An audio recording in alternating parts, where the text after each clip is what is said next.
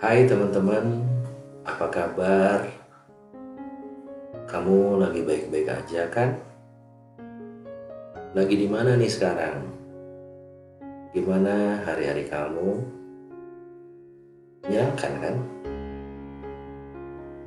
Penuh kebahagiaan kan? Buat yang masih sedih, saya harap teman-teman bisa bangkit dan selalu menjadi orang yang bahagia. Teman-teman kangen nggak? Kalau aku sih kangen. Kangen cerita dan kangen ngobrol sama teman-teman. Teman-teman pernah nggak ngerasa di usia yang sekarang ini kita masih dianggap kayak anak-anak?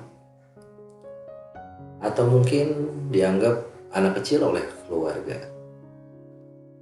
Entah pemikiran atau kelakuan kita. Kira-kira pernah nggak punya perasaan kayak gitu? Teman-teman, memang itu mungkin selama ini kejadian. Tapi jadi pertanyaan malah buat kita. Wong kita selama ini kan menganggap diri kita itu udah dewasa. Secara perasaan, pemikiran, bahkan perbuatan. Tapi kenapa kita selalu dan masih dibilang anak kecil yang belum dewasa? Memang menjadi tua itu pasti, tapi menjadi dewasa itu pilihan. Chili Davis, seorang pelatih bisbol di Amerika sana, dia pernah bilang, growing old is mandatory, growing up is optional. Bertambah umur sudah seharusnya terjadi, namun menjadi dewasa adalah pilihan. Betul sih, memang hidup manusia itu kan dibingkai dalam waktu. Dan waktu adalah batas akhir dari kehidupan. Kita lahir dalam waktu, kita jalani hidup dalam rentang waktu tertentu, dan waktu adalah batas akhir dari hidup manusia. Waktu saya masih kecil, dunia saya adalah dunia ceria, bermain, tanpa mikir masalah hidup. Tapi saat sekarang mungkin menginjak usia 25 tahun ke atas, peralihan dari remaja menuju dewasa, saya nggak lagi mikirin main-main, apalagi bercanda, tapi lebih mikirin masa depan. Kadang cemas, gelisah, bimbang, seperti apa kelak? Saat melihat teman-teman sekarang yang seangkatan, teman-teman main dulu, udah mulai kerja, mulai meraih cita-cita, saya pun jadi cemas gimana hidup saya nanti.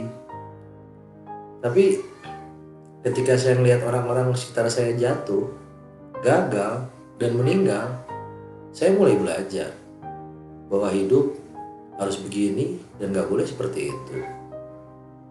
Saya mulai belajar membentengi diri agar tidak digilas oleh zaman. Seiring saya terbawa oleh tantangan dan perjuangan hidup, saya mulai belajar apa itu tantangan. Bagaimana harus menghadapi tantangan. Mana yang penting, yang harus diusahakan, mana yang harus ditinggalkan atau dilepaskan.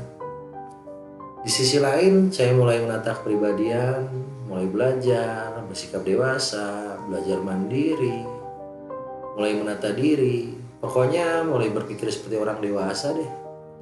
Semuanya serba tanda tanya dan butuh jawaban.